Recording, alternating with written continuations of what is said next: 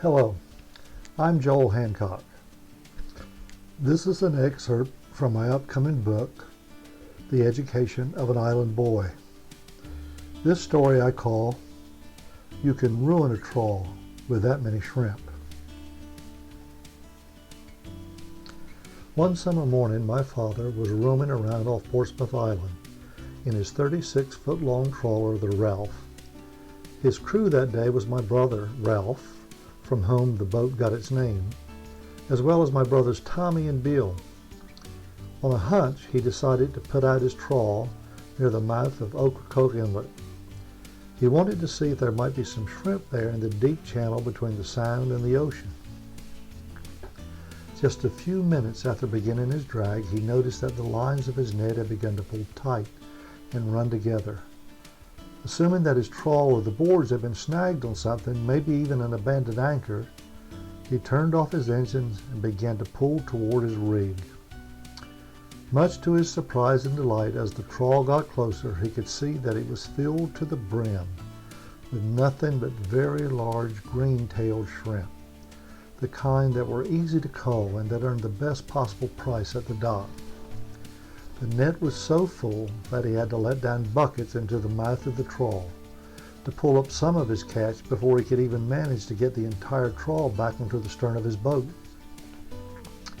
He was so involved he hardly noticed as another boat from home, this one a small and somewhat dilapidated trawler belonging to a pair of brothers from the island who always fished together.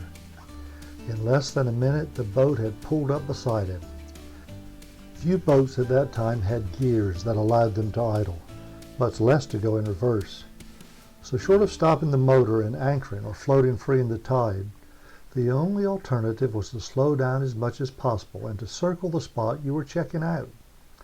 This was how the helmsman maneuvered his vessel that morning, in a slow and tight circle around the Ralph, as he tried to see and learn what Daddy was doing. Specifically, he wanted to know if there was enough of a sign to justify his letting out his own trawl for at least one drag. These brothers, like my father, were what was called progrers.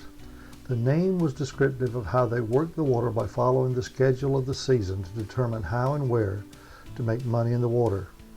And even more than most, this pair was not at all concerned with making any more than was necessary to support their families and their habits, and not always in that same order.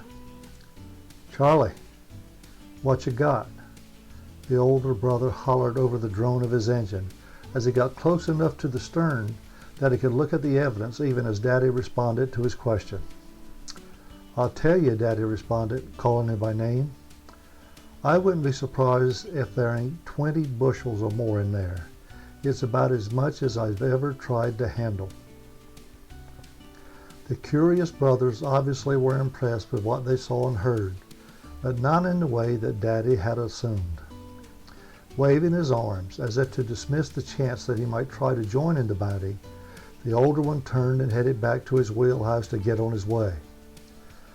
"I don't want none of that," he hollered as he straightened the rudder and headed to the southwest. He then added in a voice loud enough that everyone could hear him, "You can ruin a trawl with that many shrimp." The last Daddy saw of them that day was the stern of their boat as they headed on to Cedar Island, where they hoped there wouldn't be so many shrimp.